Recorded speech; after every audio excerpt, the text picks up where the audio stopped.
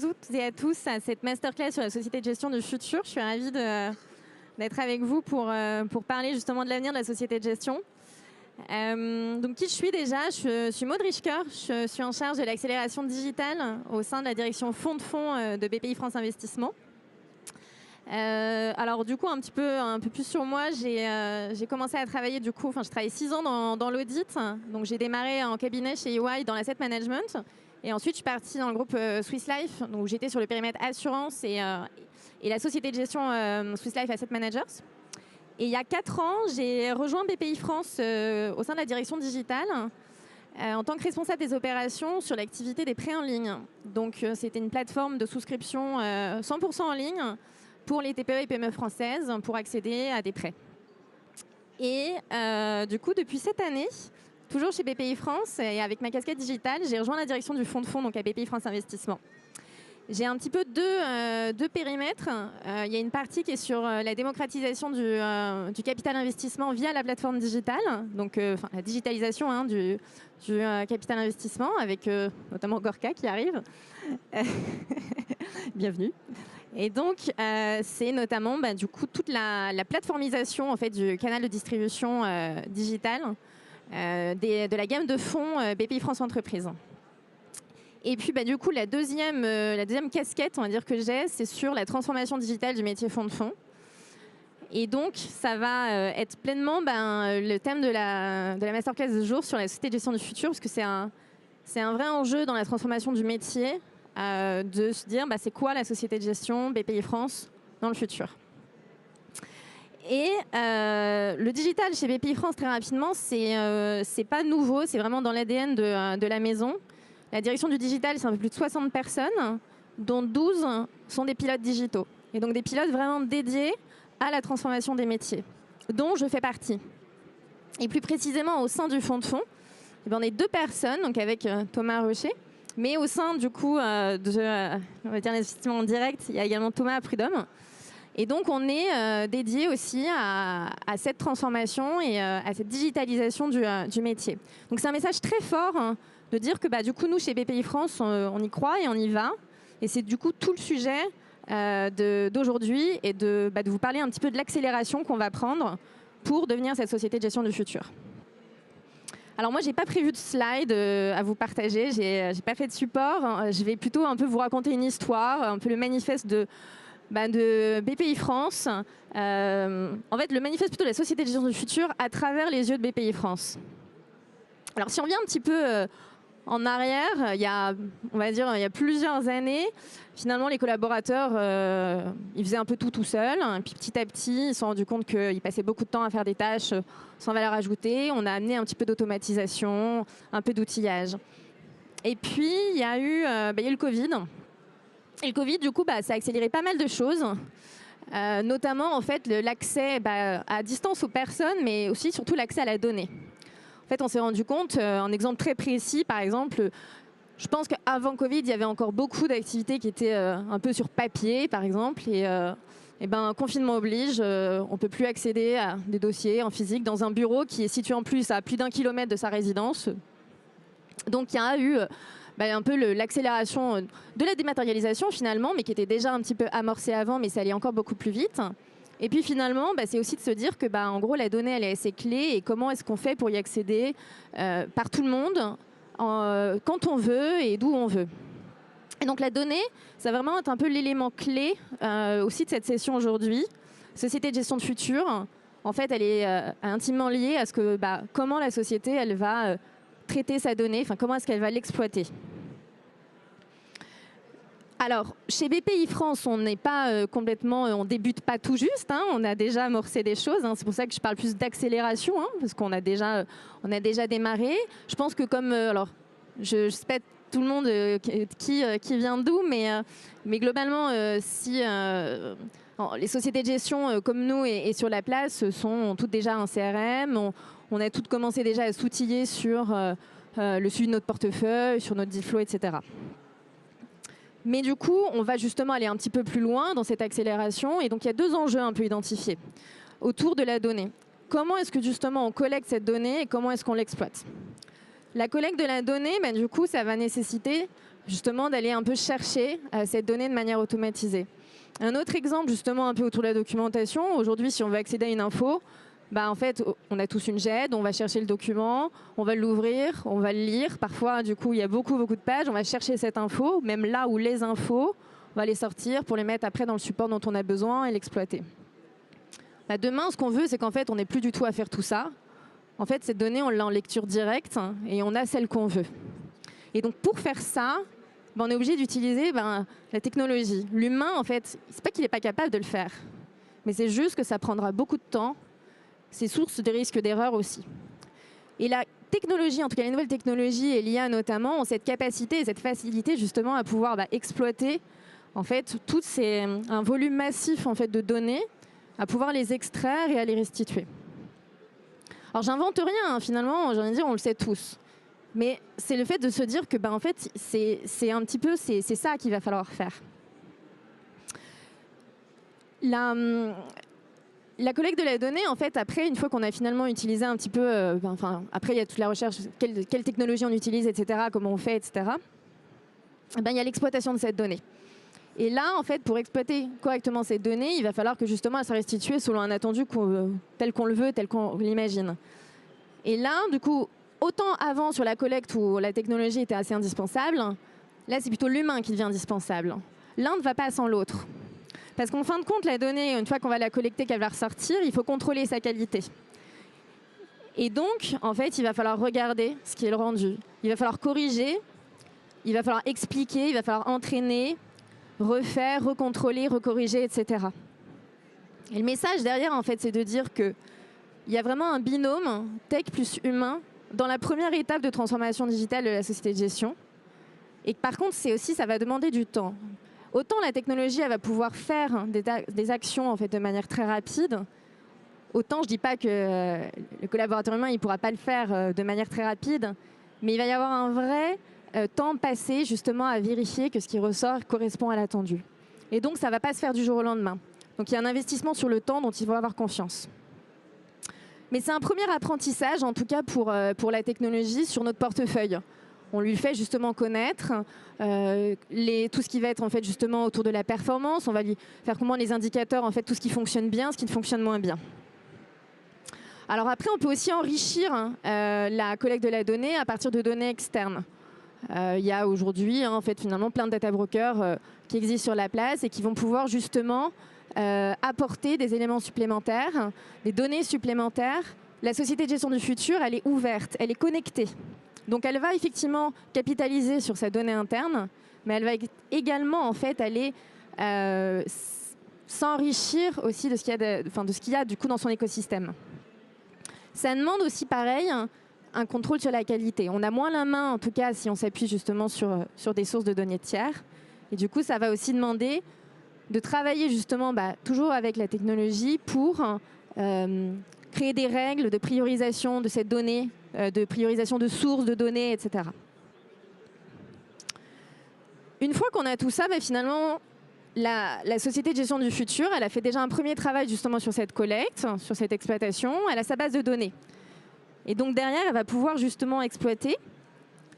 Et pour avoir justement les meilleurs résultats, il faut vraiment une précision dans la donnée, dans ce qu'elle veut rechercher. En fin de compte, c'est très massif. En fait, après, il y a un volume de flux de données qui va être assez conséquent. Qu'est-ce qu'on veut chercher exactement dans cette base de données? Qu'est-ce qu'on attend comme résultat? Et donc, plus on veut justement de la précision, enfin, finalement, plutôt l'inverse, plus on a de précision, en fait, plus les résultats aussi seront meilleurs et sur la pertinence, en tout cas, de ce qu'on va rechercher. Dans le deal flow, par exemple, en fait, on peut se dire qu'on veut demain que les deals remontent de manière complètement automatique dans la plateforme ou dans la base. Et donc, pour ce faire, il y a besoin de savoir exactement ce dont on a besoin. On peut se dire que justement, demain, la plateforme, elle remontera en fait des potentiels deals qui correspondront à 80, 90%, peut-être même plus, aux critères d'investissement qu'on se sera fixés. Et ces critères, en fait, ils auront été aussi calculés, et en tout cas, ils se seront inspirés du portefeuille existant et de ce qui, justement, fonctionne déjà bien. Il y a déjà des sociétés de gestion qui ont amorcé hein, l'automatisation de leur deal flow. Hein. Nous, chez BPI France, on ne l'a pas encore fait. On a un outil de suivi, effectivement, mais on veut aller beaucoup plus loin. Mais à titre d'exemple, pour des sociétés qui l'ont déjà fait, 80% de leur portefeuille aujourd'hui provient justement de deals automatisés. Alors après, ça ne sert pas qu'au deal flow, hein. Ça va aussi servir dans le suivi du portefeuille. Puisque l'IA, par exemple, on sait qu'elle va pouvoir prédire des tendances. Alors pareil, on est encore en fait sur une amélioration, c'est perfectible, hein, c'est un peu le début. Hein. C'est pour ça que je parlais aussi que voilà, ça va prendre du temps, parce qu'en fait, on voit des avancées majeures hein, sur les nouvelles technologies, mais il y a encore beaucoup d'apprentissage et de perfection à voir. Hein. Mais du coup, sur ces prédictions, bah, finalement, elle pourra quand même apporter des éléments. Elle pourra remonter des alertes. Et donc, finalement, bah, en fait, l'intelligence artificielle bien utilisée dans un outil de monitoring, elle va être un vrai outil en fait, d'aide à la décision et d'aide à la gestion. Je vais juste prendre un petit peu d'eau.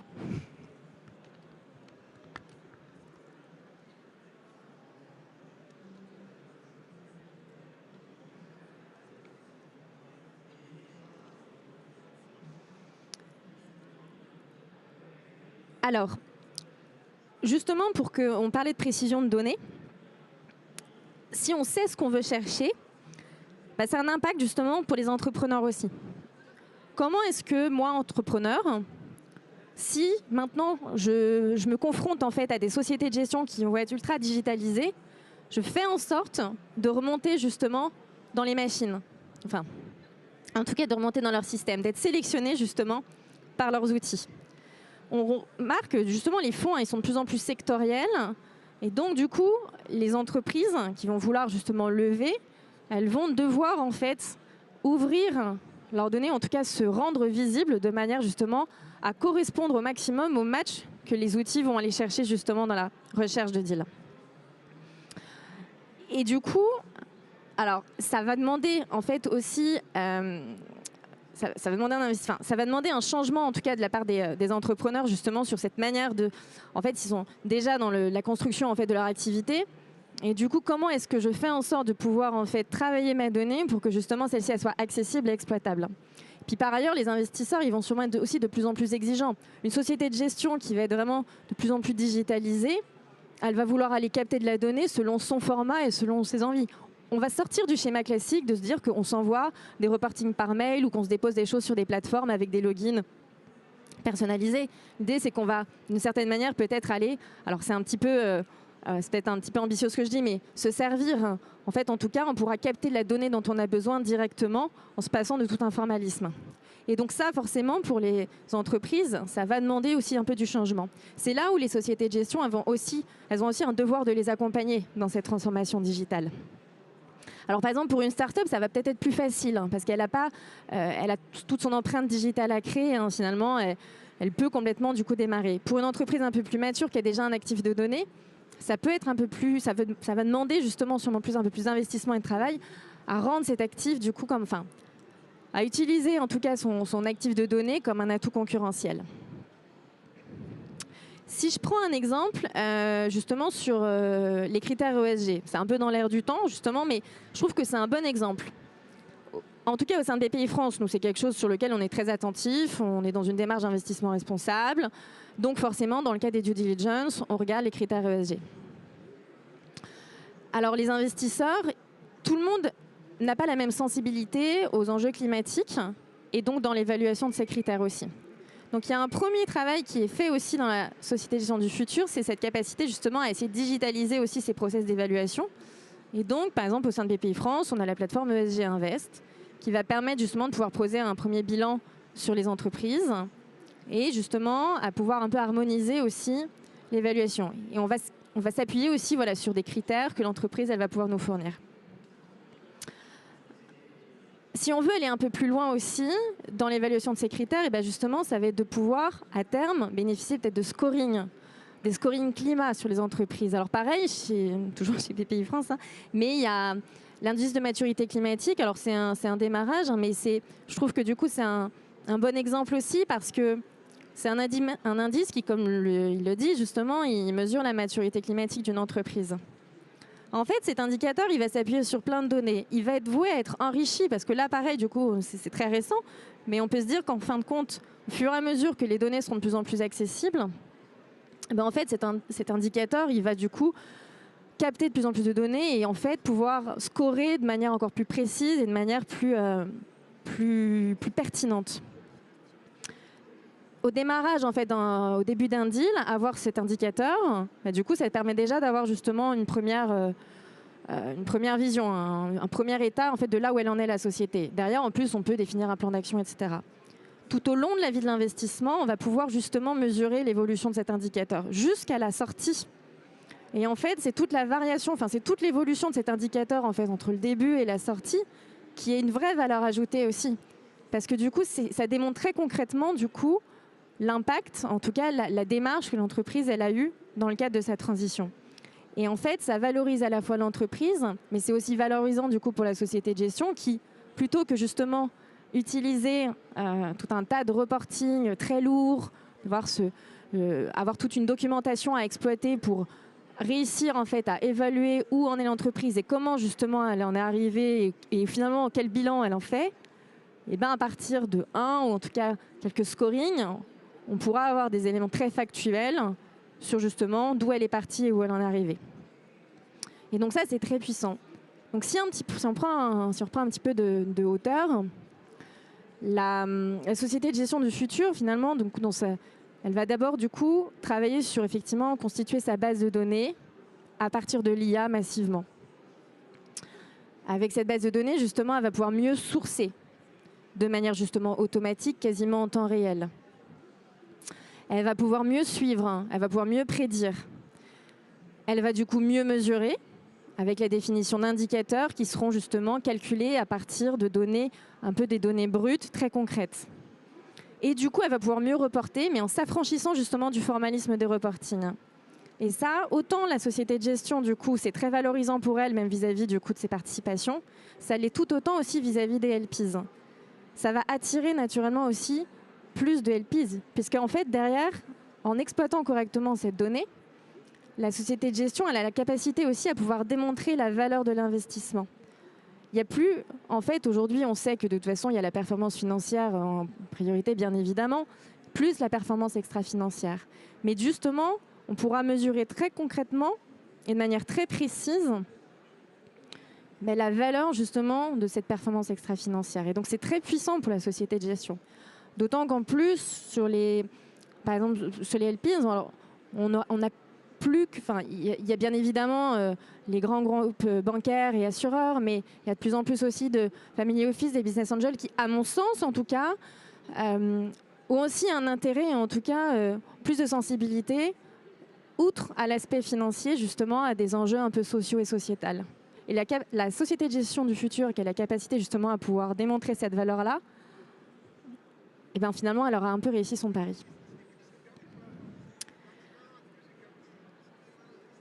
Donc, si je reviens un petit peu à ce que je disais au début, nous, BPI France, la digitalisation, c'est un peu dans notre ADN. Au sein du fonds de fonds et à l'investissement en direct, on a vraiment engagé justement, on a mis des moyens et des ressources justement pour engager cette transformation digitale. Et donc, c'est à la question, est-ce qu'on y va? Oui. On a justement, comme je disais, déjà engagé, mais là, on veut vraiment du coup accélérer. Alors après, il y a aussi tout le fait de comment on y va.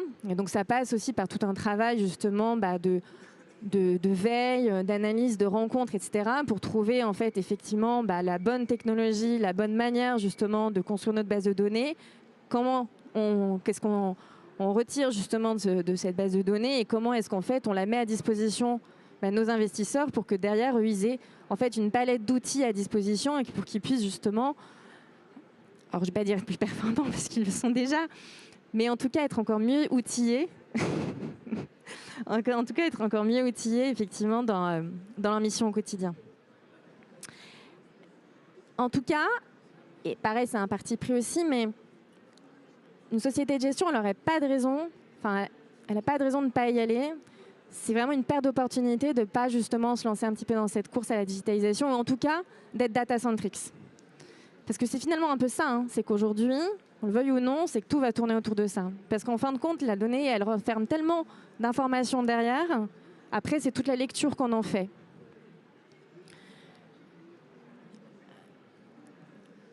La donnée, c'est un actif de la société de gestion aussi du futur. En fait, ça va plus, sa valeur, elle va bien évidemment résider aussi dans son portefeuille et dans l'expérience aussi de ses associés. Mais ce sera aussi sa capacité justement à démontrer qu'elle sait utiliser cette donnée à bon escient et qu'elle sait justement la valoriser. Mais ce que je disais aussi, c'est que du coup, c'est un processus qui va être assez long. On le voit hein, finalement, quand on parle un peu d'automatisation sur des... finalement, juste utiliser un fichier Excel et faire des formules ou des macros dedans, on peut se dire que d'une certaine manière, c'est une première forme de digitalisation. Et pourtant, Excel, ça existe déjà depuis très longtemps. Donc finalement, ça prend, en fait, c'est un chemin qui va durer un petit peu, qui va durer très longtemps. La société de gestion du futur, finalement, si vous me posez la question sur est-ce qu'on se projette à combien d'années, honnêtement, je ne sais pas. Il va y avoir des avancées qui vont déjà avoir lieu dès l'année prochaine, à un horizon 3-5 ans. Mais je pense que ça accélère aussi tellement vite qu'en fait, aussi d'ici là, il y aura aussi des choses qui auront bougé, qui auront changé, que c'est un travail en fait de tout temps. Donc il faut s'attendre forcément à ce que du coup ça prenne du temps, à ce qu'il y ait de l'investissement justement humain, mais toujours dans cette logique de binôme tech plus humain. L'humain, il n'avancera pas tout seul, il a vraiment besoin du coup de la technologie. Il faut suivre justement l'avancée de ces nouvelles technologies sur ce qu'elles proposent, ce qu'elles font, selon les cadres aussi dans lesquels on a l'autorisation aussi, parce que c'est pas le sujet de la masterclass, hein, mais bien évidemment, il y a tous les enjeux de sécurité, d'éthique autour du partage de la donnée notamment.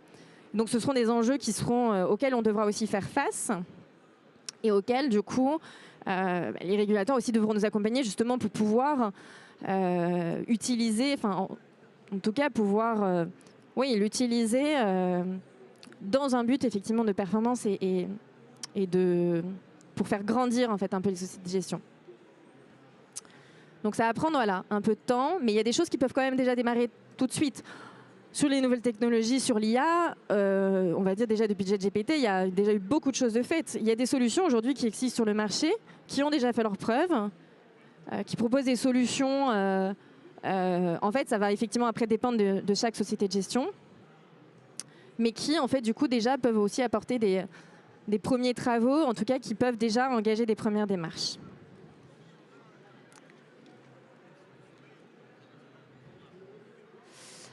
Alors, j'ai quelques noms. Alors, l'idée pas non plus faire de placement, donc je pourrais vous redire, mais trois noms de solutions. Alors, en fait, après, ça va dépendre un petit peu aussi de ce que vous recherchez. Si on est, par exemple, uniquement sur de l'exploitation IA, par exemple, Bpifrance travaille beaucoup avec Equimetrix.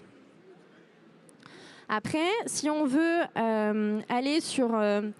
il y a des solutions en fait qui vont proposer juste vraiment de la technologie. On travaille par exemple aussi beaucoup avec Innovatix qui est juste sur de l'ossérisation mais qui permet de la lecture et d'extraire déjà des données. Après, dans le cadre d'une société de gestion, il y a des solutions qui aujourd'hui proposent en fait des technologies qui vont justement lire et capter les données et en fait ils vont offrir une plateforme et ils sont plutôt spécialisés justement dans les secteurs de l'asset management. Il n'y a pas beaucoup de solutions françaises qui existent, elles sont quand même plutôt américaines ou européennes. Par exemple, il y a Chronograph, Allocator, on a rencontré, etc.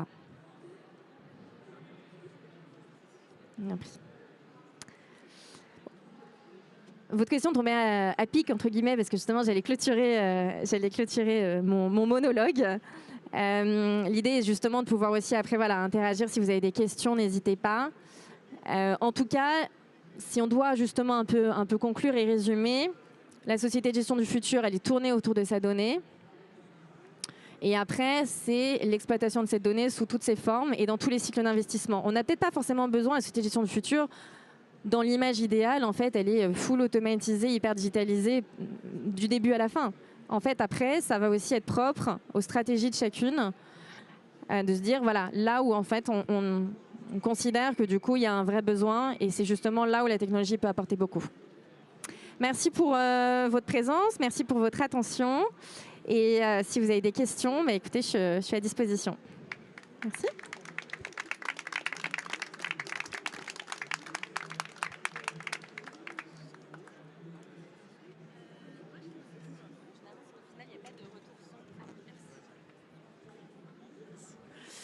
Je voulais savoir comment est-ce que vous faites pour embarquer des investisseurs qui sont un petit peu parfois old school dans la digitalisation? C'est une bonne question. Alors, je dirais qu'au sein du fonds de fonds, ils sont hyper modernes et absolument pas old school. Non, alors, je pense que ça passe aussi beaucoup par justement démontrer la valeur ajoutée qu'on peut avoir. L'idée n'est pas juste d'arriver en disant j'ai plein de projets, on va faire plein de choses. Ça va passer peut-être par des petites victoires. Donc, je pense qu'il y a aussi beaucoup d'écoute en fin de compte, sur des petits sujets qu'ils vont avoir au quotidien, qui ne sont pas de la grande transformation, mais qui vont toucher justement à de l'évolution d'outils ou autres. Le simple fait déjà de le prendre en considération et d'essayer d'apporter des solutions, en fait, ça démontre déjà le fait que du coup, on est à leur écoute et on essaye de trouver des solutions. Et après, il y a effectivement, dans cette écoute-là, c'est de comprendre au quotidien, en fin de compte, qu'est-ce qu'ils font et qu'est-ce qui, en fait, leur prend le plus de temps et qu'est-ce qui est le plus pénible concrètement. Et en fait, d'essayer de se dire, via la digitalisation, on va essayer de trouver une solution. Et en fait, après, c'est d'essayer, du coup, de démontrer concrètement que ça s'embarque. Donc au début, oui, forcément, je pense qu'on leur promet un peu des choses. Et donc, ça va passer justement par la réussite de petites victoires au quotidien qui vont démontrer qu'on a un vrai apport concret. Il y a aussi la proximité à avoir avec eux, justement, à montrer que, en fin de compte, on œuvre pour des choses. On n'est pas juste là tous les jours en train d'essayer de faire de la veille et de les écouter, mais tous les jours, on abat en fait des étapes un peu plus tous les jours. Je vous en prie.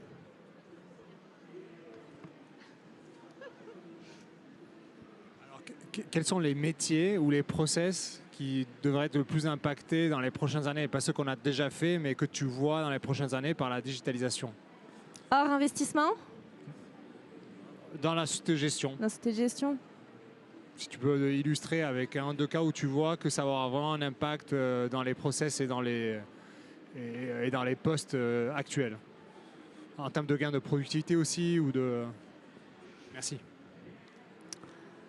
Un exemple très concret qu'on a eu là dernièrement, justement, où on a rencontré un investisseur de l'équipe qui doit justement fournir un reporting pour l'État dans la gestion communautaire. C'est un reporting qui est quand même assez massif. En fait, aujourd'hui, il y a un premier fonds, puis derrière, il y en a un deuxième. Donc, en fait, il a 3 fonds, du coup, finalement, dans le portefeuille, dont dedans des fonds, une cinquantaine, en fait, de fonds partenaires, et au total, un peu plus de quasiment 900 sous-jacents. Et donc, il doit mettre à jour un reporting avec toutes les données financières, mais même aussi la donnée de l'entreprise, tous les mois, parce qu'il y a un comité mensuel, du coup, tous les mois qui doit afficher. Et puis, il faut que ce soit à jour tous les trimestres aussi, parce qu'en fin de compte, il y a l'envoi de ce reporting tous les trimestres.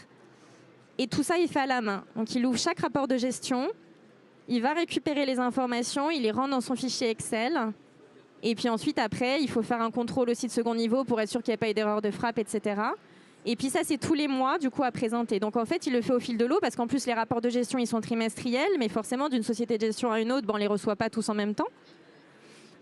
Et donc ça, typiquement, en fait, le fait d'automatiser, c'est absolument pas une menace, mais un vrai gain de temps. Parce que la manière dont le Graal, entre guillemets, pour lui, ce sera à terme de cliquer peut-être sur un bouton et en fait de pouvoir directement générer en fait son reporting et de le soumettre. Là où aujourd'hui, on faisait l'équivalent, il passe quasiment un peu plus de 2 jours pour faire son reporting, ça lui prendra sûrement 5 minutes. Donc juste sur le côté reporting, je pense, outre le métier, c'est sur l'aspect un peu reporting. En fait, on est aussi soumis, mais de par la nature de notre activité, à rendre des comptes, à montrer qu'effectivement tout est encadré, etc. Donc il y a un formalisme assez lourd qu'on doit faire. Et donc le simple fait, sans se dire que demain on va juste remplacer ce formalisme par une donnée, mais à minima au moins se dire que tout ce formalisme, en fait, il s'auto-génère et il est auto-alimenté. Mais en fait, la valeur ajoutée derrière, ce sera... Et même le contrôle, en fait, finalement, il sera automatisé parce qu'on sera en capacité de mettre des règles de contrôle de cohérence. Et donc, en fait, à partir justement des indicateurs on verra globalement que, par exemple, tous les feux sont au vert. Donc, il n'y a presque même pas de contrôle à refaire. Et finalement, c'est juste de l'analyse. Quels sont les messages qu'on veut afficher à travers ce reporting.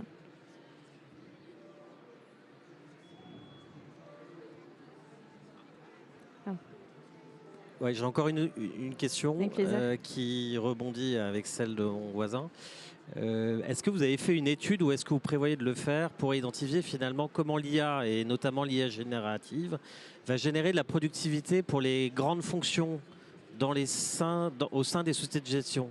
Typiquement, en IT, on sait qu'il y a en moyenne 15% de productivité à date.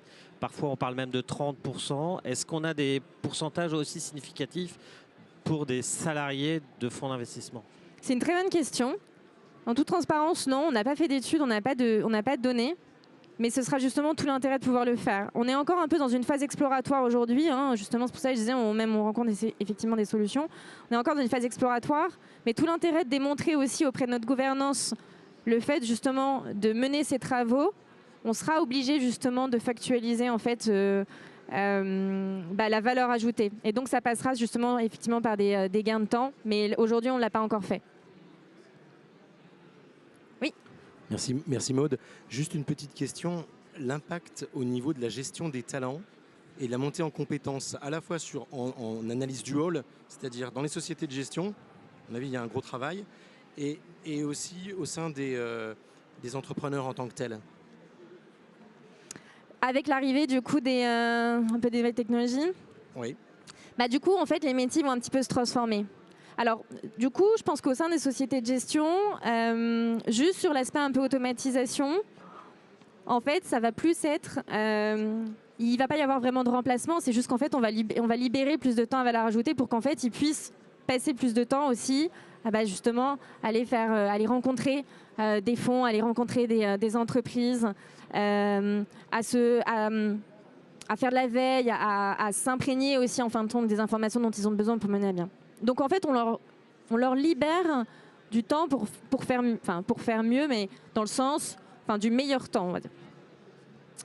Après, étant donné que justement la partie accélération, elle est assez engagée, il va y avoir aussi finalement dans les sociétés de gestion, il n'y aura plus que on va avoir toujours autant de profils financiers et d'investissement, mais on va aussi avoir un petit peu, comme je le suis finalement avec Thomas, des profils justement un peu plus axés transformation, un peu plus digital, pour justement continuer à enrichir la recherche et la mise en place justement d'outils. Pour en fait finalement avoir des profils peut-être un peu plus axés autour de l'innovation.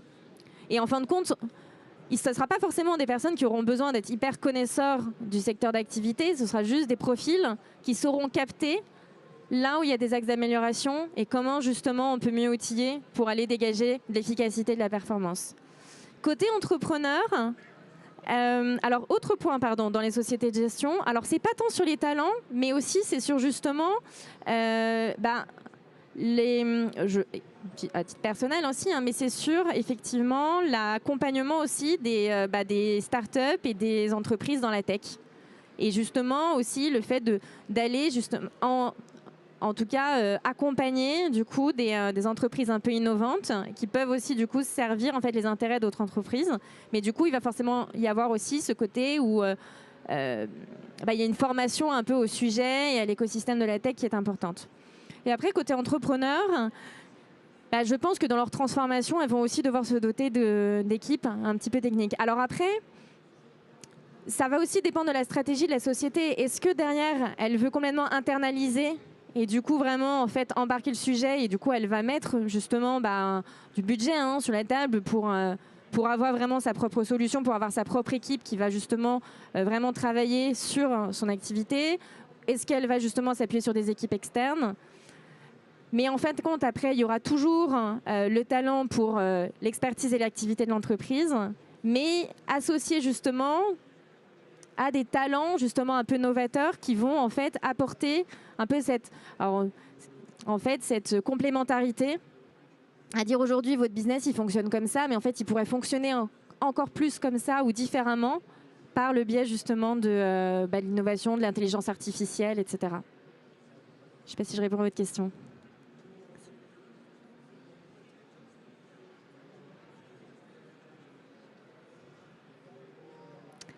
Est-ce qu'il y a d'autres questions ?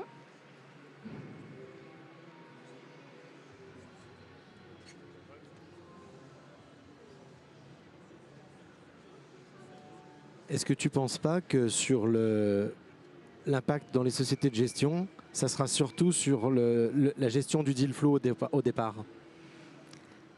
Bah, pas que, mais le point de départ, oui. Je pense que justement, quand tout à l'heure, la personne justement posait la question sur comment est-ce qu'on embarque aussi un petit peu les investisseurs peut-être old school, c'est vrai qu'à l'origine, on peut se dire que aussi, une peut-être des richesses aussi dans le deal flow, c'est tout l'aspect justement de rencontre et de prospection, etc. Mais à partir du moment où, en fin de compte, on a un outil qui va quasiment quotidiennement pousser des deals qui seront hyper qualifiés par rapport à ce qu'on recherche, ça change quand même un peu la donne. Et je pense que du coup, c'est le point de départ à se dire que oui, là, il y a vraiment quelque chose à faire avec. Après, sur le suivi du portefeuille, pour moi, oui, mais ça sera beaucoup plus tard. Parce que justement, aujourd'hui, il y a encore pas mal de perfection à apporter sur les technologies. Comme je disais, il y a des prédictions, etc. Mais ce n'est pas forcément encore... C'est mon avis par rapport à ce que je peux entendre, de ce que je constate. Il y a encore quand même beaucoup de ce sujet de qualification. Et puis, les technologies, elles doivent encore s'améliorer, s'entraîner, etc. Mais je pense que ce sera aussi le cas. Je pense qu'à terme, on sera en capacité aussi de pouvoir vraiment avoir cet assistant virtuel, un peu au quotidien, qui en fait alimentera l'information et aidera justement à pousser la bonne information pour que l'investisseur, du coup, il se positionne sur un deal, il contacte peut-être du coup une participation parce qu'il a détecté qu'il allait peut-être se passer quelque chose, etc.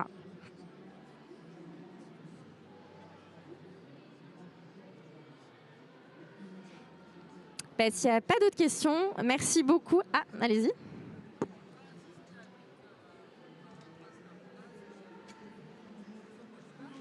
Pas trop, mais allez-y.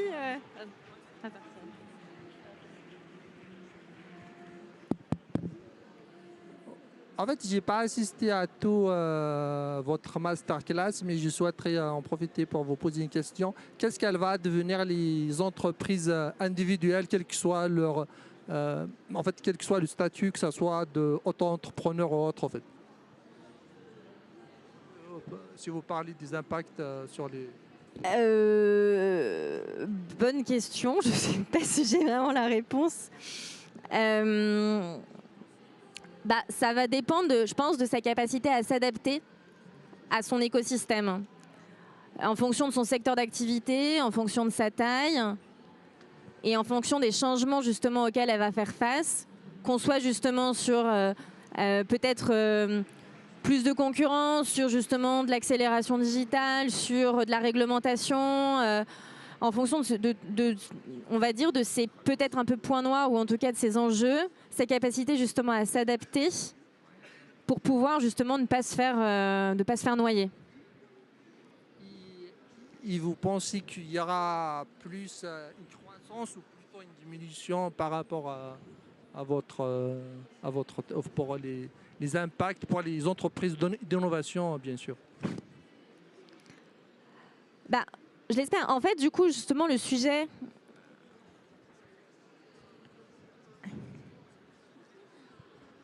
Le sujet, l'impact pour les entrepreneurs, en fait, comme je disais, il va être finalement aussi un peu autour de la donnée et sa capacité justement à pouvoir transmettre, alors dans le cas de la société de gestion du futur en tout cas, dans le cas d'autres secteurs d'activité, etc., c'est pas, j'ai pas les études, mais en tout cas, dans le cas de la société de gestion et du coup pour une entreprise investie, ça va être sa capacité justement à pouvoir se conformer aux nouvelles exigences de ses investisseurs.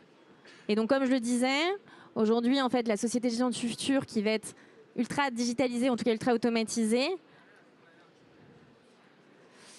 Alors, RGPD, ça va être justement des contraintes à la vitesse, en fait, entre guillemets, justement, à laquelle on va pouvoir aboutir en tout cas à aller jusqu'à la stratégie à laquelle on veut, parce que forcément, vu qu'on est autour de la donnée, il va y avoir tous ces enjeux de sécurisation, etc. Et il ne faut pas qu'on leur fasse peur finalement aux entrepreneurs. Il faut le voir comme justement, que je disais un petit peu, c'est de se passer, c'est d'essayer de gagner de la valeur, d'apporter de la valeur ajoutée au temps passé.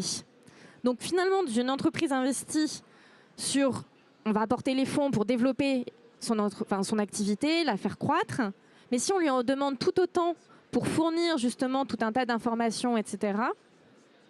Si demain on est en capacité de lui dire qu'en fin de compte on aura juste besoin de quelques informations ou d'accéder en fait à ces bases de données et qu'en fait on puisse directement du coup avoir les bonnes informations et en fait les résultats attendus par rapport à ces informations-là, en fait on lui libère aussi, c'est un gain de temps, c'est un gain opérationnel et de temps très important pour l'entreprise. Après, ça va lui demander aussi d'être en capacité de justement de pouvoir permettre du coup d'accéder à cette donnée, et après il y aura tout l'encadrement autour, bien évidemment. Le but n'est pas d'entrer dans l'entreprise et d'aller complètement se servir sur tout ce qu'elle aura, ce sera juste de récupérer ce dont on a besoin et à partir de ça, du coup, de pouvoir nous définir des indicateurs qui nous permettront du coup de mesurer la performance, de mesurer en fait du coup justement la valeur de l'investissement et l'accompagnement de la société de gestion sur cette entreprise. Le but n'est pas de faire peur en disant on va débarquer, on va prendre toutes vos données, on va tout regarder. C'est absolument pas ça. Mais c'est de se dire qu'aujourd'hui, le partage d'informations va s'opérer, va tourner autour de la donnée. Et du coup, ne pas en avoir conscience, c'est être un petit peu dans le déni. En fin de compte, au bout d'un moment, en gros, les partages de documents, etc., les échanges informels continueront toujours, mais la donnée va être un vrai accélérateur, un vrai levier. Moi, j'ai une question. Pardon, j'ai pas entendu. Du coup, j'ai juste écouté Thomas. J'avais une question à te poser aussi. Si tu dis effectivement que les choses vont s'automatiser grâce à l'IA, on parlait du deal flow, on parlait du suivi de participation. Si on se met à la place de l'entrepreneur, qu'est-ce qu'il va faire? Qu'il va choisir une société de gestion plutôt qu'une autre pour la faire rentrer dans son capital, alors que finalement, il va se retrouver face à des, si je caricature, des automates de l'analyse de dossiers et de l'investissement et de la performance. Qu'est-ce qui peut être différenciant pour un entrepreneur vis-à-vis d'une société de gestion qui se serait complètement digitalisée? C'est une très bonne question. C'est vrai qu'effectivement, on peut se retrouver face à justement des sociétés qui vont toutes avoir proposer un peu le même package. Alors là, pour le coup, il y aura la valeur ajoutée. En fait, finalement, ça va, pour moi, rester quand même un petit peu ce qui existe aujourd'hui. C'est aussi l'équipe de gestion qui va être en face. La valeur ajoutée que l'équipe va pouvoir apporter à partir de son expertise et comment elle va démontrer que justement, elle va pouvoir apporter à l'entreprise, comment elle va l'amener dans l'atteinte de ses objectifs et dans sa croissance, etc. Et en fait, le fait qu'elle soit digitalisée, c'est un atout supplémentaire. Mais la carte principale, en fait, ce qui fera aussi pencher la balance, c'est pour moi, ça reste l'aspect humain. C'est pour ça que la technologie n'est pas vraiment une menace. Parce qu'en fin de compte, il y aura quand même toujours... C'est juste que la pondération entre l'humain et la tech va peut-être s'équilibrer un peu, sans devenir 50-50, mais c'est juste que peut-être que là, avant, où la place, enfin le collaborateur humain et l'équipe de gestion, du coup, finalement, portaient toutes, entre guillemets, un peu la valeur ajoutée, on rajoute en fait justement cette automatisation. Mais justement, c'est ce que je disais aussi, c'est que comme on va dégager plus de temps à valeur ajoutée aussi, c'est aussi un argument supplémentaire aussi à l'équipe qui va être encore plus aussi dédié dans l'accompagnement de sa participation. Et puis après, il y a aussi effectivement la trajectoire de la société de gestion. Chez BPI France, on a justement, en fond de fond, la dématérialisation, pardon, pas la dématérialisation, la démocratisation du capital investissement, le fait de passer justement par des plateformes de souscription. Donc en fait, on lève auprès de souscripteurs particuliers pour investir dans des fonds puis dans des entreprises. Mine de rien, c'est aujourd'hui, effectivement, il n'y a pas beaucoup de sociétés de gestion qui le proposent. C'est un virage aussi à prendre pour les sociétés de s'intéresser justement à cette démocratisation. Et c'est aussi une preuve pour la société qu'elle s'adapte finalement à son environnement et qu'elle prend un petit peu ce virage. Le temps est imparti. Comme on est les derniers, je peux toujours un peu déborder, mais merci pour votre... Non, pas du tout. Non, là, c'est la société de gestion en tant qu'investisseur dans une entreprise. Et c'est les enjeux de digitalisation de la société de gestion. Comment est-ce qu'elle s'outille pour, à la fin, mieux accompagner son entreprise. Mais il n'y a pas de plateformisation derrière. Après, à partir de la donnée qu'elle aura, elle pourra mieux accompagner. Mais il n'y a pas d'espace offert aux entreprises. En tout cas, ça peut être une piste, mais ce n'est pas l'objet de la masterclass. Merci.